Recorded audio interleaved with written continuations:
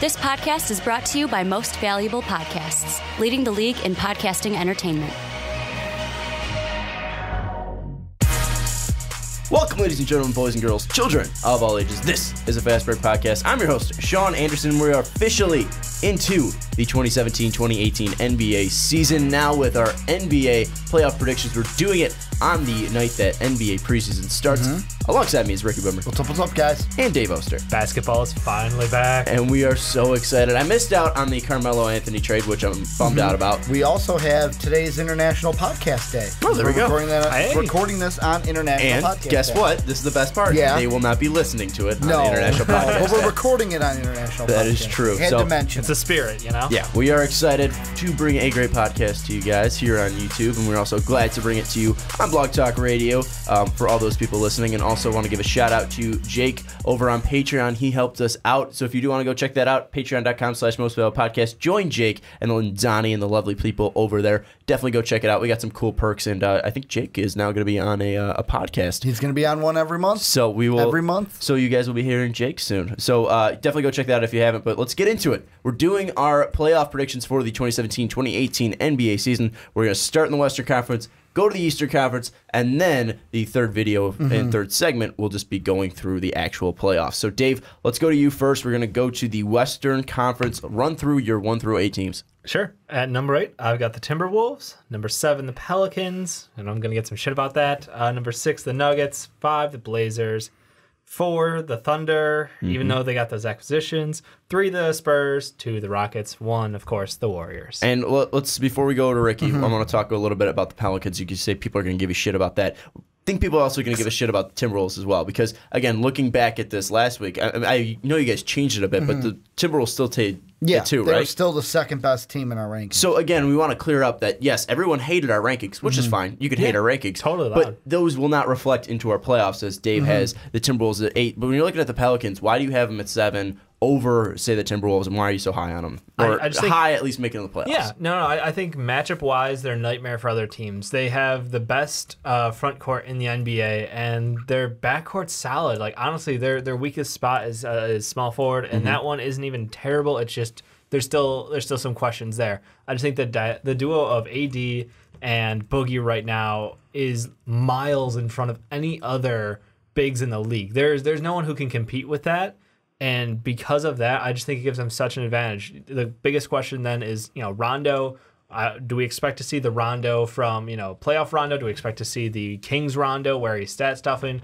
But it doesn't matter because he's doing such a good job distributing the ball that the team's able to take advantage. If Drew can stay healthy, there's a lot of ifs, ands, and buts about this team. But matchup-wise, they're a nightmare for teams. I think we'll get a little bit into it more about the Pelicans and that team. I don't think it's bad if Rondo's stat stuffing, because that means he is still getting stats. That still means he's leading points. Yeah, it's just him to passing AD up and shots Boogie. usually, Yeah. Ricky, we're going to go to you. You're going to give us your 1 through 8. I don't think you have the Pelicans, do you? No, I do not. And I'm actually going to go different. I'm going to go 1 down. I got number 1, no shocker, the Warriors. 2, the Rockets. And here was the interesting part of my rankings. 3 and 4.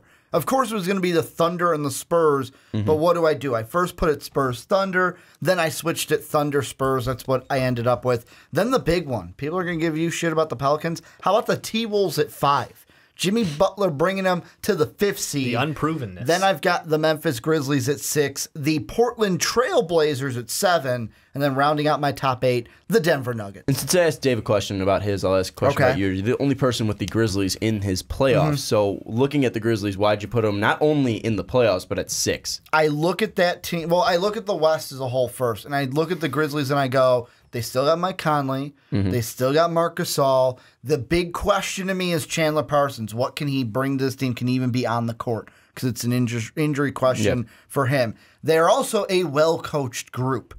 So, I mean, this is a team where the only reason I have them at 6 is because I think they'll be better record-wise than the Blazers and the Nuggets. Well, the big one, that's why they'd be 6 That's above. how rankings work. That's how math works. No, but the big thing is the Clippers. If the Clippers were in my playoffs, Clippers would be ahead of them. Grizzlies would be at 7 or 8. But because I have the Clippers falling out, then that's why they're not 7 and 8. They're at 6. We'll definitely be talking about the Timberwolves too, because I know you mentioned them and that you're going to get a ton of shit for that. At 5, that might be a little bit high, but we'll talk about that after. And then in my playoffs, I'll go 8 through 1, starting from the bottom. At 8, I have the Minnesota Timberwolves. 7, I have the Los Angeles Clippers, who you alluded to. At number 6, I have the Portland Trailblazers. At number 5, I have the Denver Nuggets. At 4, I have the San Antonio Spurs. Number 3, I have the Oklahoma City Thunder. And 2, I have the Houston Rockets. And 1, shocker, I have the Sacramento Kings. Yeah. None of us were going to put... Sleeper team. None of us were going to put the Lakers at 1. No. Lonzo Ball, number 1. You wanted to put the Lakers in just to fuck with people. I was going to, just to screw with you guys, but I couldn't do it. But let's jump into some of these teams because I want to talk about the Clippers. I'm the only person that has the Clippers in my playoffs. Timberwolves, obviously, we all have them there. You have them at 5. And then I think we can talk about the 1 through 4 as well, since those stay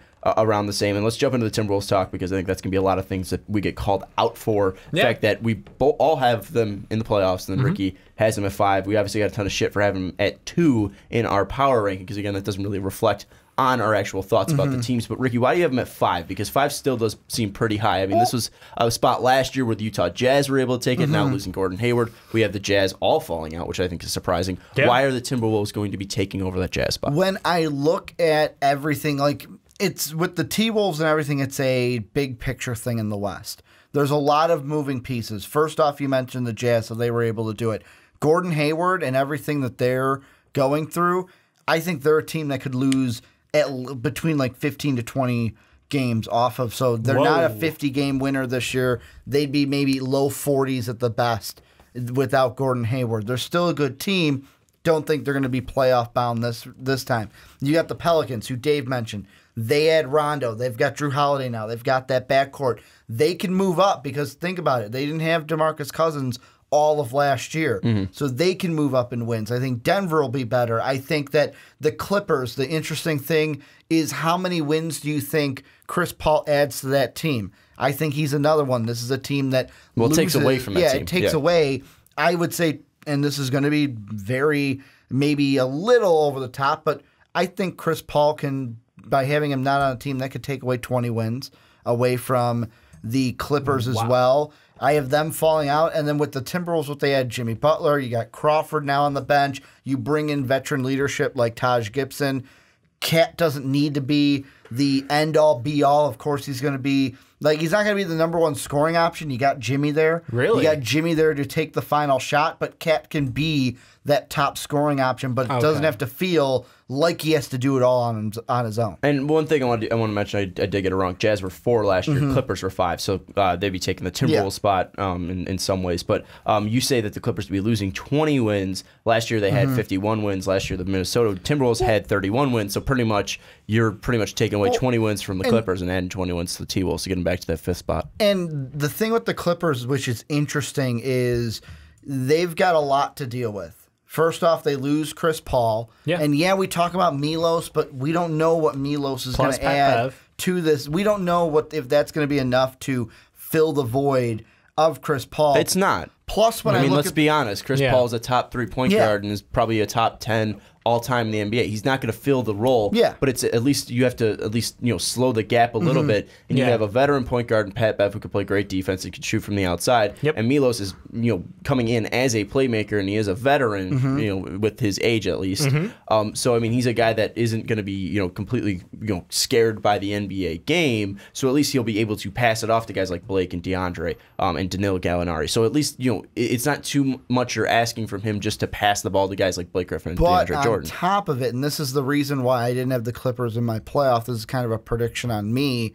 If and when Blake goes down, CP3 won't be there to save the day. That's funny because I had roughly the same thoughts. Like, honestly, for me, the Clippers are...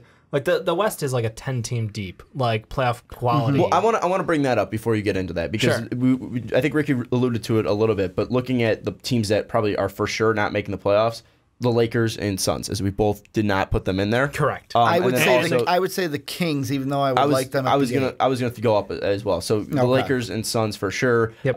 Jazz probably are looking unlikely. You're looking at the Kings as unlikely as well. But then again, like you look at Dallas, the Pelicans. Memphis, because they've been making the playoffs consistently for a couple of years. I mean, there's probably for sure 4 outs in this Western Conference, but other than that, you still have a ton of teams that could possibly jump in there. So, I mean, when you're looking at it, Dave, like what teams were you deciding to put in there with the Timberwolves at 8? Like, which teams were you looking at and considering? Yeah, no, for me, it was definitely between if I want to go with the Clippers right away, because honestly, I don't think the fall off is going to be that hard. I just think that to get in the playoffs in the West this year, it's going to take 45 wins. Yeah. I think it's going to be a very close race, and I think that it's going to be fairly top-heavy as well. So I think the Clippers will be close. I could definitely see them making it. The Jazz, I don't have as much faith in them coming back. I think their offense, I just don't know how they're going to run an offense. That's honestly the biggest question is until I see that happen, I know their defensive capabilities. I know the names. It's just a matter of like when you put together on paper, how are they going to put up more than 85 points a night? I don't know. Then the whole thing is, they might not need to because they play such amazing defense. But to me, it's just a questionable move. And then honestly, I kind of want to root for an outside team like the Grizzlies or like the Mavericks who have some veterans on their team who have done it. They've year in year out, like we talked about. But there's so many younger pieces there that they're dependent on. I don't see it happening this year, but again, wouldn't be terribly surprised. And the one thing I want to bring up, at least for you guys, is that the Blazers are something where, Dave had them at 5, Ricky, you had them at 7, and then I had them at 6. So, we think that they're going to be a playoff team. They barely made the playoffs last year. Do we feel like that they are for sure going to be in, or can a team like, say Dallas or Memphis take over a spot? Because Memphis and Dallas, they do have some veteran guys that they can rely on, like Harrison Barnes and Dirk for Dallas. Then you look at Memphis, you got Paul Gasol and Mike Conley. And obviously Dame is one of the best point guards in the league, and CJ's a really good too, but behind him. But then other than that, we saw Nurkic arrive, but can they still have that magic from last year, and maybe teams will figure them out? Why are you guys confident that they're going to make the playoffs? I'm going to go more on the second option that you said, where they were a team in my first rough draft, even my second rough draft. I didn't have them in the playoffs. I had them falling off. Well, the Nuggets were always consistent. The Grizzlies were in it. The first 2 rough drafts had the Clippers in it. And then when the Clippers fell out, I was really like, okay, who do I put in? Do I put the Pelicans in? That's what I did with my second one. I'm like, okay, Clippers fall out. Pelicans are at 8. And then I started thinking about it. And I'm like, I know they have Drew Holiday. I know that they added Rajon Rondo. And I know that, that backcourt is, you can respect that. I still look at the Blazers and I go, when you have a player like Dame, when you have a player like CJ, having those 2 top 5 players arguably at their position. I said arguably, Dave. Don't get those at eyes their positions. At their position individually. Okay. At their positions. You could say Dame's the top 5. That can will you into a playoff spot, even if it's the 7 or 8 seed. Yeah, I love the depth on the Blazers. I think that they did the right thing in the draft. I can't wait to see Zach Collins and Swanigan, 2 of my favorite players from college, come in. I'm very, very interested. I know they probably won't have a huge impact rookie year, but Zach Collins could. I think both of them, to be honest. I don't want to get too hyped, but the deep team, El Farouk has been a consistent role player for his entire career. He's nothing but consistent. He's solid. He's never going to wow you, but you know what you're getting. Noah Vonleh has been good. Mo Harkless has been getting better, and still, I just think I like the depth there. Honestly, for me, the difference was Nurkic. We've seen what he was able to give them at the end of last year. Unfortunately, obviously the injury going into the playoffs, so he wasn't 100% when he came back. But I think that the 3 of Dame, CJ, and Nurkic, that ball moves well, and they have the toughness they need to compete down low. I just absolutely love what they bring to the table. And one thing I want to do now, just kind of getting away from the bottom feeders so we can move back up to the top. The bottom feeders. So, not bottom feeders, but at least the guys that are the lower half. We all had one team solely that made the playoffs and didn't make the playoffs. Dave, you had the Pelicans.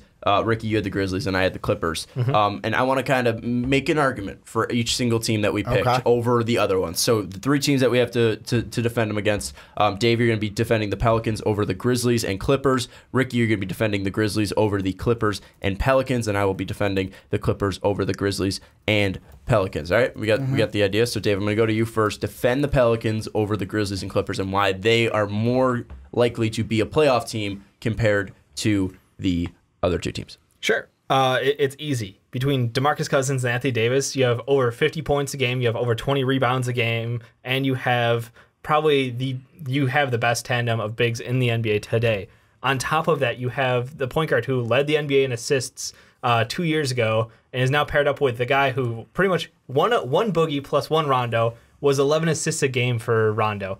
Now you're adding Anthony Davis. Now you're adding Drew Holiday. You're giving him more weapons to work with. Rondo and a team that doesn't have a head coach who imposes his will on him to run that offense, run that defense, means Rondo has freedom to do what he needs to do. That's the best Rondo you get. That's when we saw him as most successful, and they have depth. That's the other thing that these other teams don't have is you have a depth of guards. And like Ricky said, having amazing guards in the playoffs is what counts the most sometimes. That's when you get in those shootout duels. I have trust in that team. Well, and when we look at it, too, you look at Fred Hoiberg and how he was really not able to control Rajon Rondo, and a great coach like Rick Carlisle wasn't really able to control Rajon Rondo as well, as there was obviously media backlash in Chicago. And then obviously there's a difference in how they... There was. I mean, it was more volatile in Dallas. But still, how can Alvin Gentry handle a guy like that? And you're also talking about the best front court in the NBA. However, this isn't a front court league anymore. This is a guard league, guard heavy league. Which means the difference between having good guards and great guards versus good front court and great front court, even bigger. But then again, teams like out in the West, like the Thunder, who can put up threes, the Rockets, who can put up threes, and they're going to run up and down the court, and the Warriors will do the same exact thing, who can really push the pace and the tempo. We watched Boogie be able to fight back against the Warriors. Can he do it on the bench? We watched him against the Rockets. Can we do it on the bench? Because he's averaging 4 personal fouls a game. 4 is not 6. 4 is not 6, but he's very close to fouling out for every single game. Especially when he's running up and down the court, he's going to be tired. He makes the most out of his opportunities. If you're not using all the fouls, you're not trying hard enough. So the thing that I will look at is I will take the 2 most athletic front court, and Blake Griffin and DeAndre Jordan. I would say they're more athletic, at least. Athletic, not more skilled, because I would take Blake athletically over Boogie. Yeah, and then DeAndre, I would take AD. over. I would take AD. I think it's the split. But then again, DeAndre is an athletic freak. I would take the guys that can run up and down the court with him, and I will take a guy with Pat Bev who's consistently been on a Rockets team that's been making the playoffs for the past couple of years, has that knowledge and the ability to play defense against Steph, Dame, and these great point guards in the Western Conference. I don't know how Drew Holiday and Rajon Rondo can play defense like that Rondo against IT. But did we not just watch that happen? Night. Did he not just almost sweep the Celtics single-handedly? Okay. Hey, can I bring this up? IT's 5'2". He's a hobbit. All right, Rajon Rondo's not. Are we going to we're talking about Steph Curry. Steph can light him up from the outside. Chris Paul can beat him to the dribble every single time. They can put bodies on Rajon Rondo. IT wasn't able to do that. That's one series. This is 82 games, and then you're talking about playoffs. Yep. I will take Milos and Pat Bev because yes, Milos is an unproven guy, but then again, he doesn't have that kind of attitude problem that you have. You don't know what he's going to do from the outside. He is more of a mystery. You know what you're getting from Rajon Rondo. And then you also have Danilo Gallinari, who's one of the most underrated players in the NBA in my mind, because this guy can be a 20-point scorer night in and night out and be super efficient from the floor. So I will take that even if Blake is hurt. I will take that over the Grizzlies, too, because who the fuck are the Grizzlies besides Mike Conley and Marc Gasol? And that's where, Sean, I'm sorry, your team's the easiest to defend the Grizzlies over because... I don't know about that. Blake Griffin hasn't played 80 games since 2013, 2014. Kind of hard to do anything when you're only out there, and the second most was 67 and 14, 15. Hard to do anything when you're not out there. And Blake Griffin, it's a question not if he's going to get injured, when he's going to get injured. Now he doesn't have CP3 there to help him out. So that's why I think the Clippers are the odd one out. Yeah, you also talk about your starting... You really talk about your starting shooting guard. Ben McLemore hasn't played 68 games. And here's the thing. Years. The Pelicans are a different... they're the hard one because Dave mentioned a lot. You got Drew Holiday. You got Rajon Rondo. You got Anthony Davis. You got DeMarcus Cousins. Here's my only problem with that team. What's going to happen... when it gets in the middle of the season and either something happens in the locker room or something happens that just pisses Rajon off. You don't have that coach to keep Rajon in check. Alvin Gentry is not the same kind of coach that you have with the Grizzlies.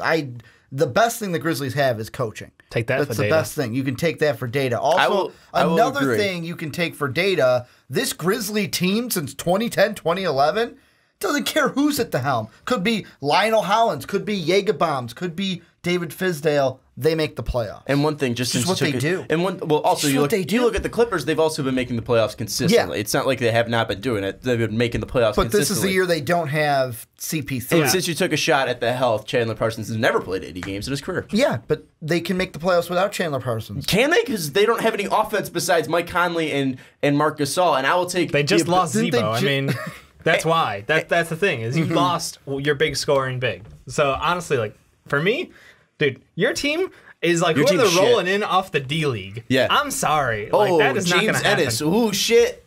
Sorry. He's Chandler only Parsons, who I see with 3 games, it'll be slow as hell going up and down the floor. I mean, yeah. Ben McLemore, who was a scrub off the Kings. The Kings didn't even want this guy. Yeah, and I'm sorry. He's right. Blake's done. Like you got no chance. That's why the Pelicans are an easy pick for the let's playoffs. be honest, like the Pelicans, like they're a team where it's like you question what happens if Rondo gets taken. Rondo and Boogie were best friends on the Kings. But like you have a balancing what Sean act. said, it's like, okay, score all the 2s you want down low. I'll just shoot 3s. Boogie shoots 5 threes a game. Oh, and only 5.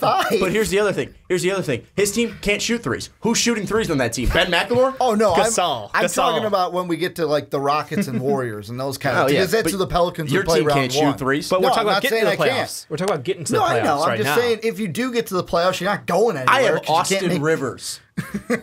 Austin Rivers. You got the coach's son. wanna throw that out You got there. the coach's I was gonna son. say, you might not have. What you up, might have- Austin? You might not have Doc Rivers as a coach by the end of the year. No, but I have Austin Rivers. Probably. Let's go to the top 4 where these teams are terrible, because it really doesn't matter if the Clippers make the playoffs or the Pelicans make the playoffs or the Grizzlies make the playoffs. We know these top 4 teams, unless barring some major injury, are making the playoffs. And the thing I want to talk about is, Dave, you had the Spurs at 3. Ricky and I both had them at 4. Why are you going with the old guard in the Spurs getting over the Thunder compared to the Thunder, who are more of a formally meshed team? I think it's gel time. That's honestly my best opinion is gel time. The Thunder are on paper a more talented team than the Spurs, no doubt in my mind. The Spurs just get it done though. The regular season is about conditioning, it's about pace, it's about coaching. Like those 3 things can separate a team out because guess what? The pace of play. They're going to play it their way. They're going to do their game. You're going to watch meaningful minutes out of Paul Gasol at 39. Like, I'm sorry. Yeah, when playoffs happen, we're going to be a little concerned. But for the regular season, I think this team has a deep enough team, and because they're so well coached, you can use that depth correctly. You can make sure that guys like Kawhi aren't playing 38 minutes a night. Unlike the Timberwolves. Don't forget about Rudy Gay. And I know it's going to be weird. You do have Rudy Gay, but then again, you have a better scorer option. And you do. And obviously you lost Jonathan Simmons and you lost I'm sorry. Dwayne Dedmon as well. I'm trading up there. Yeah, well, but then again, those were 2 guys coming off the bench that did bring a lot of energy in Dedmon, and you also had Simmons. Dedmon I liked, yeah. Yeah, who brought a lot of energy to that If I hear team. Simmons' story again, I swear to God, it's going to blow my brains out. Like do you every mean? time he touched the court in the playoffs, do you not remember the don't. national announcers had to tell the story of how he was a D-leaguer, how he was cut, all this stuff? Like that was Dedmon. No, that was both Jonathan of them. Simmons. Both Yeah, of them it was rough. But I don't know. I look at this, and I think, Ricky, you're on the same pace as mine, is that you look... Originally, I had it like Dave. Originally, so did I had them at 3. But I think it's just I'm conditioned to do that. Well- I'm conditioned to trust Pop. Well, and that's the thing. Where at first I was like, okay, Warriors are 1, Rockets are 2, because I like Harden and CP3, and like Dave said, the gel time with the Thunder. Then with the Spurs, I'm like, okay, Spurs 3, because Pop is just going to get it done. But then I started to think about it, and I went, Ricky, think about yourself. You really care about backcourts in this NBA. Tony Parker, Danny Green is good, but like he's nowhere near the other backcourts in this top 4. Manu Ginobili, the bar of soap out there. This is not a backcourt heavy team. Do they need to be? Maybe not, because they've got Kawhi Leonard and he's the star of this team. But there's just part of me that's like, yeah, the Thunder might take time to gel, but when they do, they'll edge the Spurs out just by pure talent of winning games, and they'll finish barely 3/4. But I could see it flipped. I could see it flipped like Dave has. And the thing is that yes, it might take them time to gel, but then again, Russ is still going to be able to control that ball. And if they're not gelling, that still doesn't mean Carmelo Anthony, one of the best scorers in the league, isn't going to be able to score points. Paul George, who was putting up 28 in March and April, isn't going to be able to knock down open threes. I mean, he's going to be having weapons around him that he didn't have last year. And this team's still in the Thunder was the 6th seed. So I still think that the Thunder can get up to that 3 seed and win games more consistently because yes, you might need time to gel, but then again, Paul George and Carmelo Anthony were expecting to play with each other anyways. So it's something where they might have that in mind. And they all seem to be coming together. And I think one of the best things for them is Russ signing that extension, kind of saying, I'm all in. I'm going to make this work. I'm going to help make sure that this works, and I'm going to devote my time to OKC. And you even hear Paul George coming out today saying, this makes my decision, a lot harder, with Russ saying, he wants to stay in OKC, because that makes me want to stay in OKC too. If he's putting all of his dice on the table. Or Quick, whatever. 2 things I want to mention about that, since you brought it up, is one, by Russ signing that contract, he makes sure that OKC doesn't get burned to the ground, because that whole city would get it burnt to the ground with all the fires. He's getting a statue. He's getting a statue now outside the stadium. 2, when it comes to the Paul George stuff, talk to me at the end of the season, because what you say now, players say one thing, and at the end of the season they do another. No, it does. But I mean, but then again, I still feel like you can. It's been a huge step in the right direction. I agree. Russ's signing definitely put some confidence behind Paul George, and maybe thinking the future isn't only in LA for him. I'm just saying, as far as the Spurs are concerned, did they get worse or better than last year? I feel like they didn't improve. Like I Do you feel like they got worse? Because they won 61 games last year. I don't think they got worse, but I feel like, but I feel like other teams got. I feel like other teams got better. And that's the thing that I want to say, is that, yes, they didn't get worse, but they didn't improve. And I think you could also say that they might have gotten worse because of the loss of Tony Parker, and that he might not be there for a long time. And he was, a guy that is still old, but still brought a lot to this team. We do have to wrap this up, because we're coming up to that 29:59 that we have to close in on. I just feel like I want to close it up. Warriors, obviously, number one. I don't think we have to defend that. The Rockets, I think that it's going to be interesting to see what the Spurs and Thunder do, but I think you guys can agree with me there. But on this, that with adding guys like Luke Mamamute, you have Chris Paul, all this, I just feel like you're not waiting for that gel time, and their ability to score is going to blow out these bottom feeders. And then, yes, maybe the Spurs and Thunder and Warriors will be able to beat up on the Rockets because they're better teams, but the Rockets at least will be able to outpace other bad teams and then get wins and beat up on the bottom feeders. Offense, absolutely agree.